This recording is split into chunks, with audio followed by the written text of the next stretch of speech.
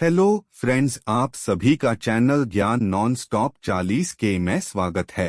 Global warming एक ऐसा शब्द है जिससे लगभग हर कोई परिचित है, लेकिन इसका अर्थ अभी भी हम में से अधिकांश के लिए स्पष्ट नहीं है। तो ग्लोबल वार्मिंग पृथ्वी के वातावरण के समग्र तापमान में क्रमिक वृद्धि को संदर्भित करता है। विभिन्न गतिविधियां हो रही हैं जो धीरे धीरे तापमान बढ़ा रही हैं। ग्लोबल वार्मिंग हमारे हिम ग्लेशियरों को तेजी से पिघला रहा है। यह धरती के साथ साथ इंसानों के लिए भी बेहद हानिकारक है। ग्लोबल वार्मिंग को नियंत्रित करना काफी चुनौतीपूर्ण है, हालांकि यह असहनीय नहीं है। किसी भी समस्या को हल करने में पहला कदम समस्या के कारण की पहचान करना है। इसलिए हमें पहले ग्लोबल वार्मिंग के कारणों को समझने की आवश्यकता है, जो हमें इसे हल करने में आगे बढ़ने में मदद करेंगे। हम ग्लोबल वार्मिंग के कारणों और समाधानों को देखेंगे। ग्लोबल वार्मिंग एक गंभीर समस्या बन गई है जिस पर अविभाजित ध्यान देने की आवश्यकता है। यह किसी एक कारण से नहीं बल्कि कई कारणों से हो रहा है। ये कारण प्राकृतिक और मानव निर्मित दोनों हैं। प्राकृतिक कारणों में ग्रीन हाउस गैसों की रिहाई शामिल है, जो पृथ्वी से भागने में सक्षम नहीं हैं, जिससे तापमान में वृद्धि होती है। इसके अलावा ज्वालामुखी विस्फोट भी ग्लोबल वार्मिंग के लिए जिम्मेदार हैं। यह कहना है कि इन विस्फोटों से कार्बन डाइऑक्साइड के टन निकलते हैं, जो ग्लोबल वार्मिंग में योगदान करते हैं। इसी तरह मीथेन भी ग्लोबल वार्मिंग के लिए जिम्मेदार एक बड़ा मुद्दा है। उसके बाद ऑटोमोबाइल और जीवाश्म ईंधन के अत्यधिक उपयोग से कार्बन डाइऑक्साइड का स्तर बढ़ जाता है। इसके अतिरिक्त खनन और पशुपालन जैसी गतिविधियां पर्यावरण के लिए बहुत हानिकारक हैं।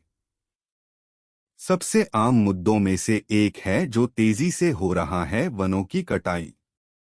इसलिए जब कार्बन डाइऑक्साइड के अवशोषण के सबसे बड़े स्रोतों में से एक ही गायब हो जाएगा, तो गैस को विनियमित करने के लिए कुछ भी नहीं रहेगा। इस प्रकार यह ग्लोबल वार्मिंग में परिणाम देगा। ग्लोबल वार्मिंग को रोकने और धरती को फिर से बेहतर बनाने के लिए तुरंत कदम उठाए जाने चाहिए। जैसा कि पहले कहा गया है, यह चुनौतीपूर्ण हो सकता है, लेकिन यह पूरी तरह से असंभव नहीं है। जब संयुक्त प्रयास किए जाते हैं तो ग्लोबल वार्मिंग को रोका जा सकता है। इसके लिए व्यक्तियों और सरकारों दोनों को इसे प्राप्त करने की दिशा में कदम उठाने होंगे। हमें ग्रीन हाउस गैस की कमी से शुरू करना चाहिए। इसके अलावा उन्हें गैसोलीन की खपत पर नजर रखने की जरूरत है। एक हाइब्रिड कार पर स्विच करें और कार्बन डाइऑक्साइड की रिहाई को कम करें। इसके अलावा नागरिक सार्वजनिक परिवहन या कारपूल को एक साथ चुन सकते हैं। इसके बाद रिसाइकलिंग को भी प्रोत्साहित किया जाना चाहिए। उदाहरण के लिए, जब आप खरीदारी करने जाते हैं तो अपने कपड़े की थैली ले जाएं। एक और कदम जो आप उठा सकते हैं वह है बिजली के उपयोग को सीमित करना, जो कार्बन डाइऑक्साइड की रिहाई को रोक देगा। सरकार के हिस्से पर उन्हें औद्योगिक कचरे को नियंत्रित करना चाहिए और उन्हें हवा में हानिकारक गैसों को बाहर निकालने से रोकना चाहिए। वनों की कटाई को तुरंत रोका जाना चाहिए और पेड़ों के रोपण को प्रोत्साहित किया जाना चाहिए। संक्षेप में, हम सभी को इस तथ्य का एहसास होना चाहिए कि हमारी पृथ्वी ठीक नहीं है। इसका इलाज करने की जरूरत है और हम इसे ठीक करने में मदद कर सकते हैं। वर्तमान पीढ़ी को भविष्य की पीढ़ियों की पीड़ा को रोकने के लिए ग्लोबल वार्मिंग को रोकने की जिम्मेदारी लेनी चाहिए। इसलिए हर छोटा कदम, कोई फर्क नहीं पड़ता कि कैसे छोटा, वजन बहुत वहन करता है और ग्लोबल वार्मिंग को रोकने में काफी महत्वपूर्ण है। विश्व मौसम विज्ञान संगठन WMO के अनुसार पहाड़ की चोटियों से लेकर समुद्र की गहराई तक पृथ्वी के गर्म होने के असर साफ नजर आ रहे हैं।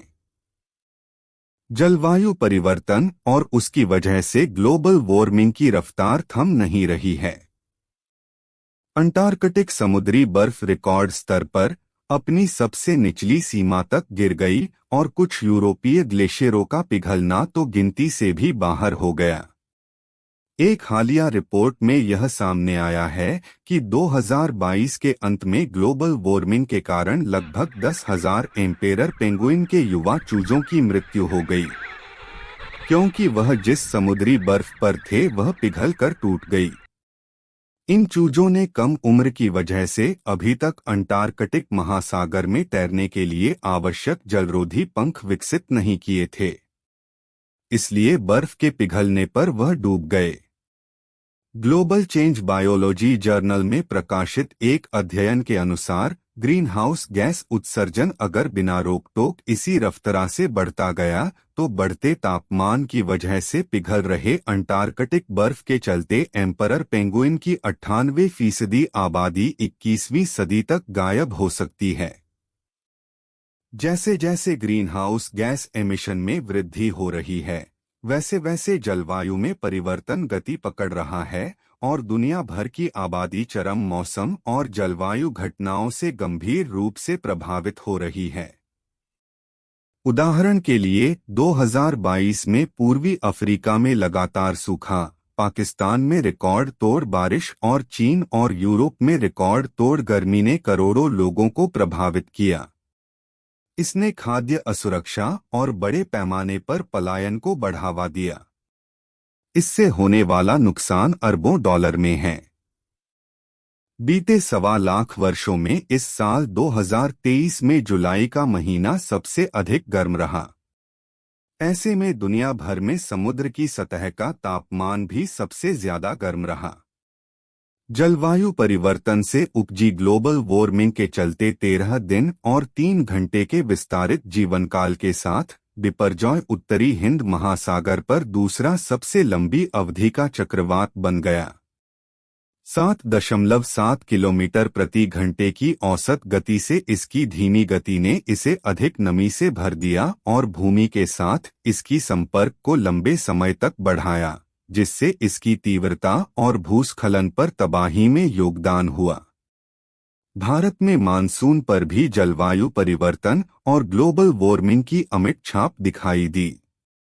पश्चिमी हिमालय और पड़ोसी उत्तर पश्चिमी मैदानी इलाके जुलाई के 8 से 13 तक अत्यधिक भारी वर्षा की घटनाओं से प्रभावित हुए। हिमाचल प्रदेश को इसका खामियाजा भुगतना पड़ा। एक सप्ताह के भीतर 50 से अधिक भूस्खलन हुए। जुलाई के 18 से 28 तक 10 दिनों की मूसलाधार बारिश ने पश्चिमी तट पर कहर बरपाया, जिसका प्रभाव गुजरात, महाराष्ट्र, गोवा और कर्नाटक जैसे राज्यों पर पड़ा। तेलंगाना और आंध्र प्रदेश को भी जुलाई के 26 से 28 तक बाढ़ का सामना करना पड़ा। जैसे जैसे भारत बदलती जलवायु की जटिलताओं से जूझ रहा है, चरम मौसम की घटनाओं के सामाजिक आर्थिक प्रभाव स्पष्ट होते जा रहे हैं। फसल की क्षति के कारण चावल पर प्रतिबंध से लेकर टमाटर की आसमान छूती कीमतों तक इन मौसम प्रेरित व्यवधानों का प्रभाव पूरे देश में है। जैसे जैसे जलवायु परिवर्तन और तीव्र होगा, वैसे वैसे ग्लोबल वार्मिंग भी और बढ़ती जाएगी। इसके चलते वैज्ञानिकों का अनुमान है कि बाढ़, लू और चक्रवात जैसी चरम घटनाएं अधिक बार और गंभीर हो जाएंगी। ज्ञानवर्धक वीडियोस देखने के लिए हमारे चैनल ज्ञान नॉन-स्टॉप 40K के साथ जुड़े रहिए। हम मिलते हैं अपने नेक्स्ट वीडियो में। धन्यवाद।